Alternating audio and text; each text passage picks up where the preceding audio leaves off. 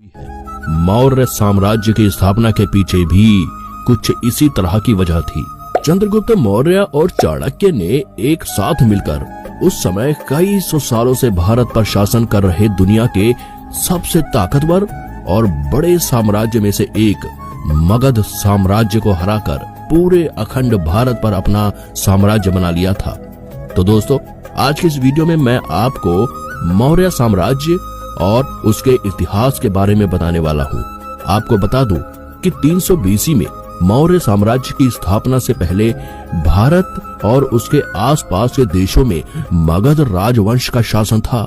उस समय मगध साम्राज्य इतना ताकतवर था कि जब प्राचीन भारत के पश्चिमी देशों से आए सिकंदर ने लाखों सैनिकों के साथ आक्रमण करने की सोची तो वह भारत के उत्तर पश्चिमी हिस्से पर कई महीनों तक बैठकर सोचता रहा और अंततः भारत के मगध साम्राज्य के राजाओं और उनकी सेना से डरकर अपने देश वापस लौट गया। लेकिन भारत की मिट्टी से जन्मे चंद्रगुप्त मौर्य ने चाणक्य से मिली शिक्षा और राजनीति के दम पर मगध साम्राज्य के राजा को हराकर चंद्रगुप्त मौर्य ने भारत के मौर्य साम्राज्य की स्थापना कर दी।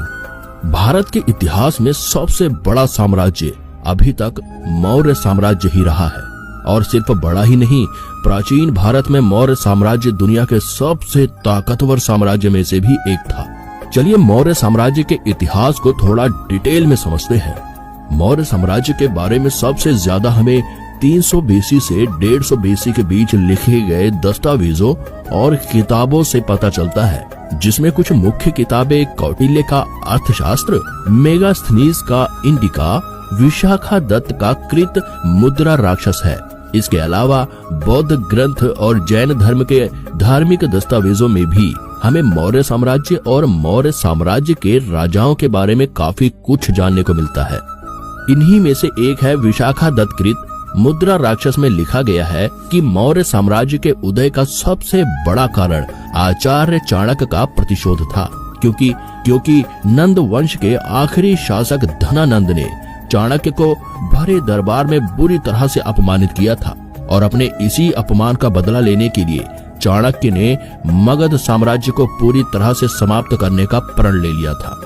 उन्हें पता था कि वह एक योद्धा तो नहीं है, वह यह खुद नहीं कर सकते, लेकिन आचार्य चाणक्य ने उस समय चंद्रगुप्त मौर्य को इस सपने को पूरा करने के लिए चुना और चंद्रगुप्त मौर्य को हर तरह की शिक्षा दी, जिसके कारण वह मगध साम्राज्य को हराकर एक नए साम्राज्य की स्थापना कर सके।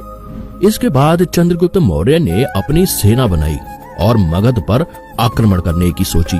तब चंद्रगुप्त ने सबसे पहला आक्रमण मगध के पश्चिमी हिस्से पर किया, लेकिन उसमें उसकी जीत नहीं हुई, जिसके बाद उन्होंने एक नई रणनीति बनाई और दूसरे राजाओं की मदद से मगध के उत्तर पश्चिमी हिस्से पर आक्रमण किया और पंजाब का बहुत बड़ा हिस्सा जीत लिया।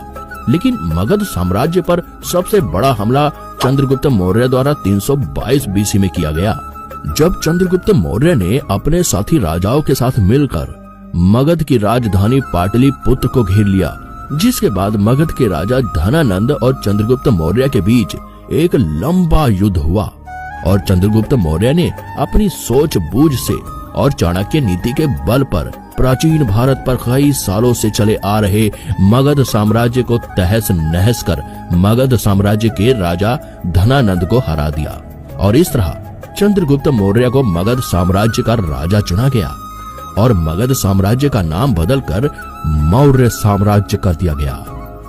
इसके बाद चंद्रगुप्त ने 6 लाख लोगों की सेना के साथ मिलकर मौर्य साम्राज्य की सीमाओं को और भी ज्यादा दूरियों तक फैलाया। इस दौरान उन्होंने भारत के सबसे बड़े साम्राज्य की स्थापना की और लगभग सभी राजाओं को अपने अधीन कर लिया। उस समय मौर्य साम्राज्य हिंदू कुश पर्वत से लेकर उत्तर कश्मीर, पूर्वी नेपाल, बांग्लादेश और दक्षिण में आंध्र प्रदेश, कर्नाटक, पश्चिमी सौराष्ट्र तक फैल चुका था। चंद्रगुप्त मौर्य और सेक्युलस निकेटर के बीच युद्ध। चंद्रगुप्त मौर्य और सेक्युलस के बीच हुए युद्ध को इतिहास का एक महत्वपूर्ण भाग बताया जाता है, क्योंकि सेल्यूकस सिकंदर की विशाल सेना का पूर्व सेनापति और उस समय का सीरिया का सम्राट था, जिसके पास उस समय की सबसे बड़ी सेनाओं में से एक थी। कई इतिहासकार लिखते हैं कि यह युद्ध 305 बीसी में सिंधु नदी के किनारे पर हुआ था। यह युद्ध भी काफी लंबा चला। शुरुआत में तो सेल्यूकस ने यही सोचा था कि भारत पर विजय करना काफी आसान होगा, लेकिन चंद्रगुप्त मौर्य के समय पूरे मौर्य साम्राज्य के राजाओं में एक अलग ही तरह का संगठन था, जिसके कारण भारत की एकजुटता के चलते सेल्यूकस निकेटर को चंद्रगुप्त मौर्य ने काफी आसानी से हरा दिया। जिसके बाद सेल्यूकस को अपने साम्राज्य से उस समय कांधार यानी आज का अफगानिस्तान, काबुल, बलूचिस्तान और अपने खजाने का बहुत बड़ा हिस्सा देना पड़ा। इस युद्ध के बाद सेल्यूकस चंद्रगुप्त मौर्य के इस महान और ताकतवर साम्राज्य से इतना ज्यादा प्रभावित हुआ कि उसने आगे चलकर अपनी बेटी हेलेना का विवाह भी चंद्रगुप्त मौर्य से कर दिया। जिसके बाद मौर्य साम्राज्य के यूनानियों के साथ एक पारिवारिक संबंध स्थापित हुए, पर अपने साम्राज्य पर करीब 25 सालों तक राज करने के बाद 297 बीसी में चंद्रगुप्त मौर्य ने अपने अंतिम समय में जैन धर्म की विधियों के अनुसार भोजन त्याग दिया और कुछ ही महीनों बाद उनकी मौत हो गई। जिसके बाद उनका यह पूरा साम्राज्य उनके बेटे बिंदुसार को मिला। बिंदुसार भी एक सफल राजाओं में गिना जाता है, जिसके समय में मौर्य साम्राज्य की सीमाओं का काफी विस्तार हुआ और लोगों ने काफी खुशी से मौर्य साम्राज्य में अपना जीवन बिताया। इस दौरान भारत की संस्कृति में भी काफी तरक्की देखी गई और भारत में कई नई यूनिवर्सिटीज का निर्माण हुआ।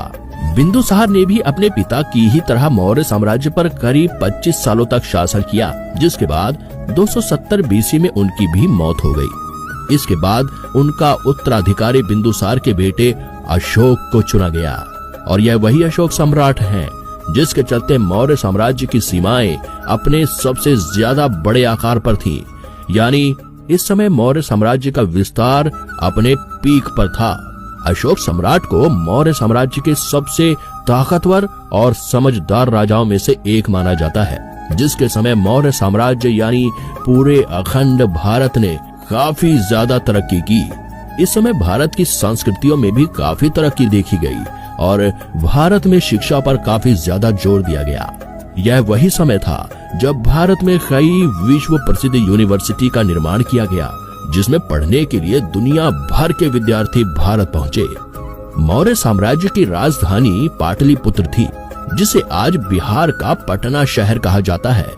वह बात अलग है कि उस समय इस शहर की सीमाएं बहुत ही ज्यादा दूरियों तक फैली हुई थी। इसके अलावा इतने बड़े मौर्य साम्राज्य को प्रशासन के लिए 4 प्रांतों में बांटा गया था। पूर्वी भाग की राजधानी तौसाली थी और दक्षिणी भाग की स्वर्णगिरी थी। इसी प्रकार उत्तर तथा पश्चिमी भाग की राजधानी तक्षशिला और उज्जैन को बनाया गया था। इसके अलावा समापा, इशिला और कौशाम्बी नाम के शहर भी उस समय मौर्य साम्राज्य में काफी महत्वपूर्ण स्थान रखते थे। अशोक द्वारा भी मौर्य साम्राज्य को संभालने के लिए कई व्यवस्थाएं की गई थी, जिसमें राज्य के कामों को संभालने के लिए खास प्रांतपाल कुमार चुने जाते थे, जो स्थानीय प्रांतों के शासक थे।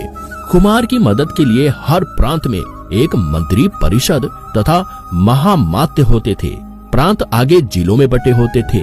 प्रत्येक जिला गांव के समूहों में बटा होता था और इन सभी को आदेश देने वाले और जोड़कर रखने वाले मौर्य साम्राज्य के मंत्री या फिर खुद अशोक सम्राट होते थे। अशोक सम्राट के समय मौर्य साम्राज्य के यूरोप और एशिया के राज्यों के साथ दोस्ती जैसे संबंध स्थापित हुए। इस दौरान भारत में कई प्रसिद्ध इमारतों और स्तंभों का निर्माण कराया गया। जी हाँ, अशोक स्तंभ का निर्माण भी इसी दौरान हुआ था, जो भारत के इतिहास का एक ऐसा गौरवशाली प्रतीक है कि भारत सरकार द्वारा उसे आज भी भारतीय नोटों पर छापा जाता है। अशोक के ऐसे ही कामों के कारण भारत के इतिहास में वो सबसे प्रसिद्ध सम्राटों में से एक बन गए और उन्हें महान अशोक भी कहा गया। अशोक सम्राट ने अपने पिछले राजाओं से ज्यादा करीब 41 सालों तक मौर्य साम्राज्य पर शासन किया और 232 बीसी में अशोक सम्राट का निधन हुआ। सम्राट अशोक के निधन से लगभग आधी सदी बाद महान मौर्य साम्राज्य उखड़ने लगा। 200 बीसी आते आते मौर्य साम्राज्य सिकुड़ गया। इतिहासकार बताते हैं कि इतने बड़े साम्राज्य के पतन का कारण भी उसका बड़ा आकार ही था, क्योंकि अशोक सम्राट जैसे राजा तो इस बड़े साम्राज्य को संभाल कर रख पाए, लेकिन इनके बाद जो मौर्य साम्राज्य में राजा हुए वह इतने बड़े साम्राज्य की देख रेख नहीं कर पाए। इसके अलावा उस समय राज्य की जनता द्वारा भी मौर्य साम्राज्य के दूसरे राजाओं को ज्यादा पसंद नहीं किया गया। इसीलिए उनके खिलाफ कई बड़े विद्रोह हुए जिसमें सेना का प्रयोग भी किया गया। इस तरह से मौर्य साम्राज्य का विश्वास भी लोगों के बीच कम हुआ और धीरे धीरे करके नए राजाओं ने मौर्य साम्राज्य के हिस्सों पर अपना कब्जा कर लिया और इस तरह मौर्य साम्राज्य का पतन हुआ।